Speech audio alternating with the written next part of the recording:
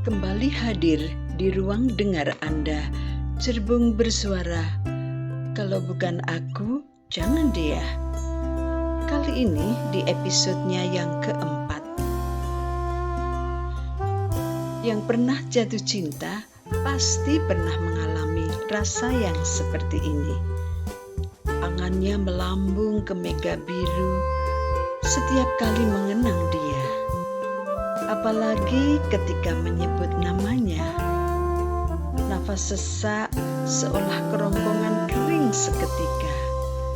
Udara tak lagi bebas keluar masuk, tercegat oleh rindu yang menyesak. Lamunan pun melayang tinggi entah ke langit yang keberapa. Rasanya hidup tak menjamah bumi. Keinginannya hanya berjumpa dengan si dia. Pendengar, cinta seringkali tidak mengenal welas asih.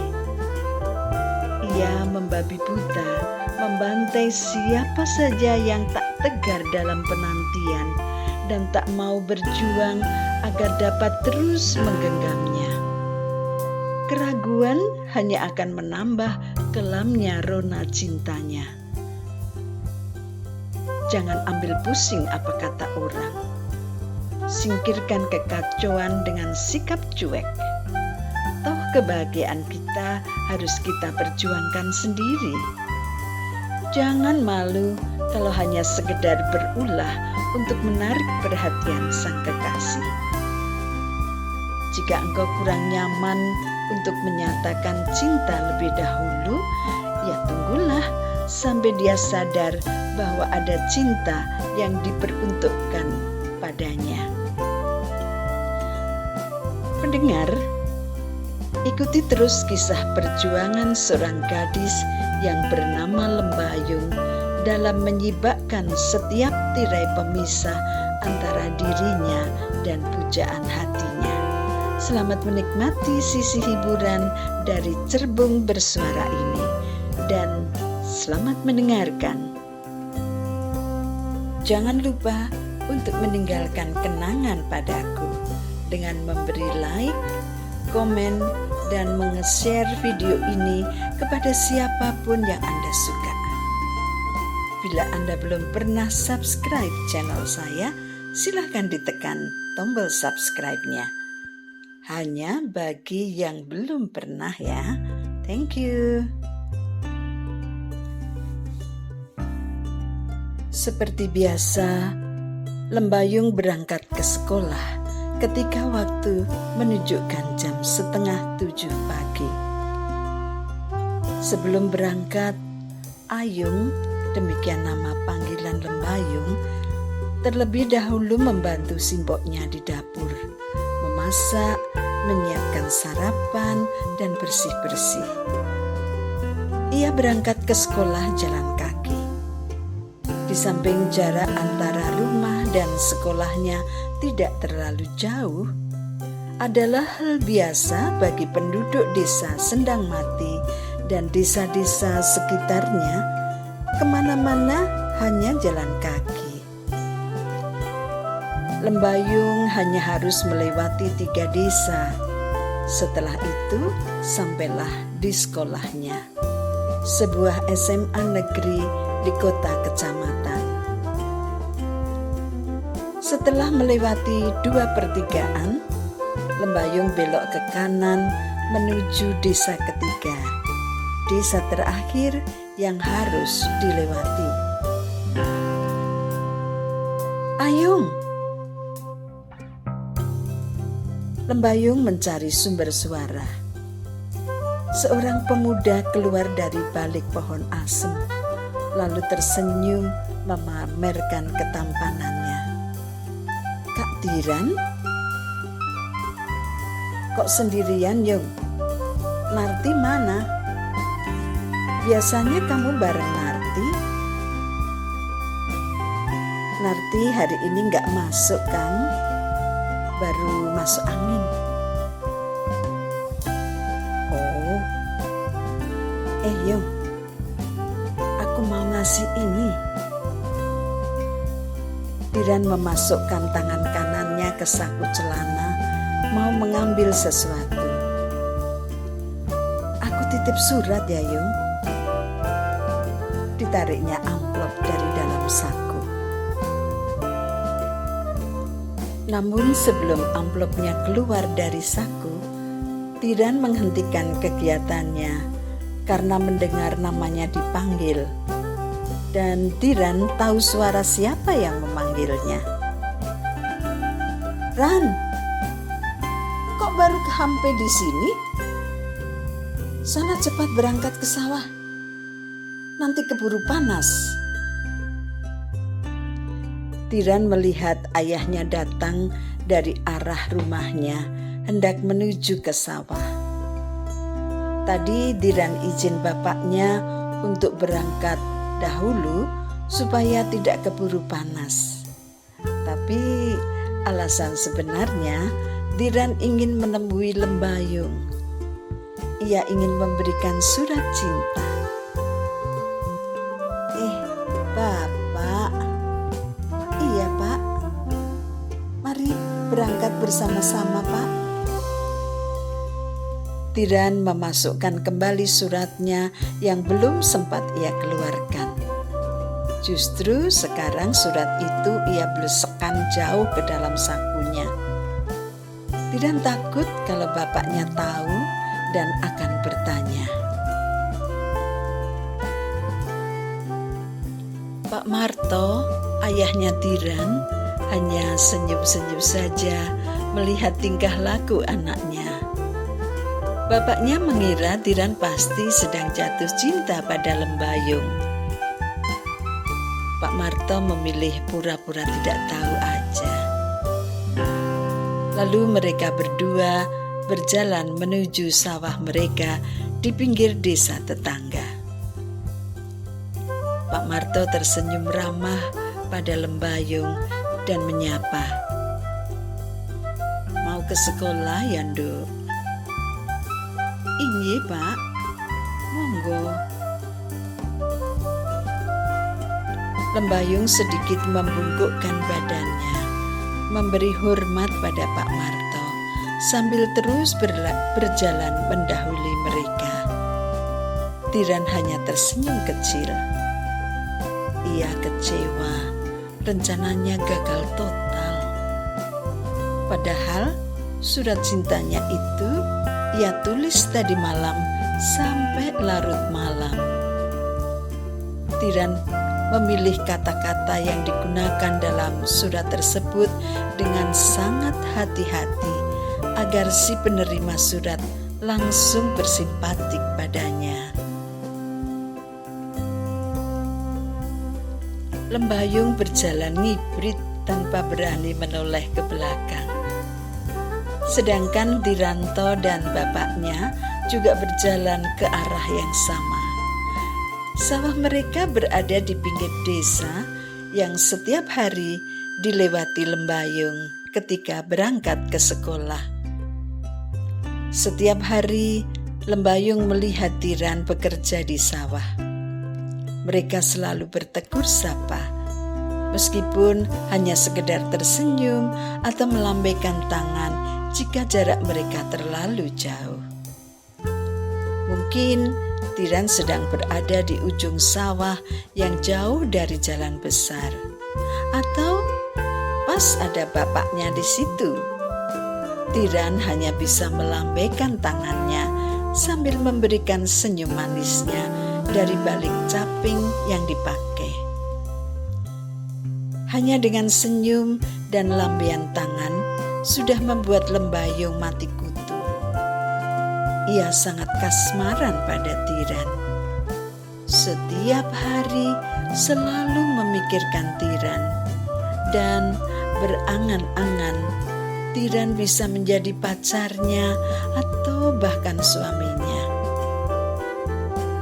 Berangkat ke sekolah adalah waktu yang ditunggu-tunggu Lembayung agar ia bisa melihat Tiran, pujaan hatinya. Jika Lembayung berjalannya sudah akan sampai di sawah Tiran, hatinya mulai berdebar-debar sabar, detak jantungnya bertalu-talu. Dari kejauhan, Lembayung sudah bisa melihat kegiatan di sawah itu. Tiran sedang melakukan apa? Bapaknya sedang apa? Hamparan sawah berhektar-hektar milik para petani itu berada di bulak antara dua desa. Karena letaknya yang di bulak itulah, maka setelah melewati desa Marangan, dari kejauhan orang sudah dapat melihat para petani bekerja.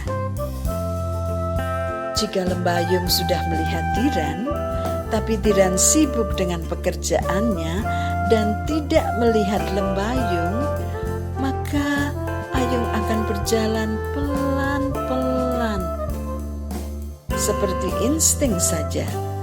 Kira-kira jam 6:30 lebih, Tiran akan menghentikan pekerjaannya dan melihat ke arah jalan besar desa. Dan ketika ia melihat Lembayung, ia akan melambaikan tangannya. Lain lagi kalau di situ ada bapaknya Tiran. Ia hanya akan menoleh dan tersenyum saja. Kalau Tiran melirik bapaknya dan ternyata bapaknya sedang tidak memperhatikan, maka Tiran berani melambaikan tangannya. Lain pula kalau pas tidak ada bapaknya dan Tiran pas juga tidak mengerjakan sesuatu di ujung sawah yang dekat jalan besar desa, maka Lembayung sedang lewat di sana, pasti Tiran bisa menyapa. Berangkat yuk. Iya Kang. Hati-hati ya Yung. Tiran menatap Lembayung dengan melempar senyum. Ia senang melihat Lembayung tersipu-sipu. Kang, singkirkan senyummu itu. Aku gak bakalan kuat menyimpannya dalam anganku. Demikian bisik hati Lembayung setiap kali menerima senyuman dari Tiran. Satu yang tidak pernah Tiran lewatkan, yaitu setiap jam 7:30, Tiran pasti mendekati galengan yang mepet jalan besar pinggir jalan. Ia menunggu seseorang lewat. Meskipun hanya bisa melihat sekilas saja sepanjang bulak, sepanjang bentangan sawah, namun hati Tiran merasa puas. Yang ditunggu tidak pernah tahu. Lewat ya lewat saja. Apalagi ia naik motor. Jadi cuma sebentar saja Tiran bisa menatapnya. Hanya dengan melihat senyum Tiran saja sudah cukup bagi Lembayung untuk mendapatkan energi yang dahsyat, sehingga hari-harinya di sekolah terasa sangat menyenangkan. Namun sebaliknya, jika Lembayung lewat di sawah Tiran, tapi Tiran tidak melihatnya, mungkin sedang asik dengan pekerjaan sawahnya, Lembayung akan sangat kecewa.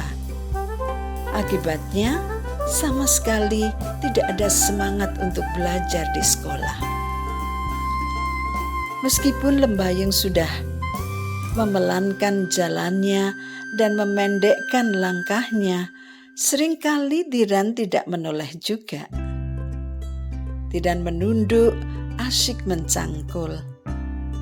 Dan tidak mungkin bagi Lembayung untuk mendekat atau berteriak memanggil namanya. Jadilah hari itu merupakan hari yang sepi, yang mampu mengosongkan relung hatinya. Rasanya Lembayung ingin mengulang kembali dari awal, berangkat dari rumah lagi dan lewat sawah Tiran lagi. Ya, kekuatan cinta memang luar biasa. Namun, cinta itu mampu membolak-balikkan emosi, mencacah-cacah perasaan. Tapi cinta juga mampu menumbuhkan energi positif berkekuatan dahsyat, seolah kekuatannya sanggup memampukan seseorang memindahkan gunung dari tempatnya. Masa sih? Saat itu Lembayung sangat berharap bisa menerima surat dari Tiran, yang pastinya surat cinta untuk dirinya. Sudah sejak lama Lembayung naksir sama Tiran. Bagi Lembayung, Tiran adalah pemuda yang sangat ia idam-idamkan. Badannya kekar, atletis, dan tinggi. Atletis bukan karena Tiran suka berolahraga, tapi karena selalu bekerja keras di sawah. Di mata Lembayung, Tiran mempunyai wajah yang sangat tampan. Tingkah lakunya kalem tapi gentle. Tutur katanya manis, penuh sopan santun. Meskipun Tiran hanyalah pemuda desa yang tidak mempunyai pekerjaan mentereng, ia hanya bekerja di sawah membantu orang tuanya. Tapi Lembayung benar-benar kepincut padanya. Sayangnya cinta itu hanya bisa disimpannya saja.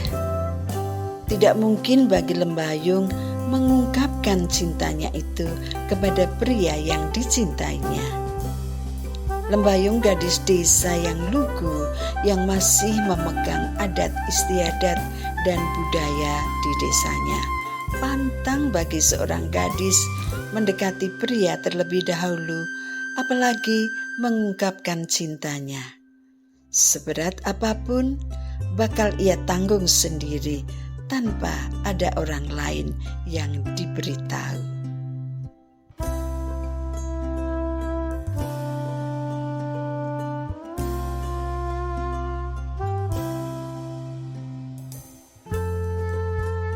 Nah, pendengar, gimana? Ingin tahu kelanjutan ceritanya kan? Ikuti terus Cerbung Bersuara ini. Sampai berjumpa kembali di episode selanjutnya. Jaga kesehatan, jaga hati, dan kehidupan kita sendiri. Tetap sehat. Tuhan memberkati.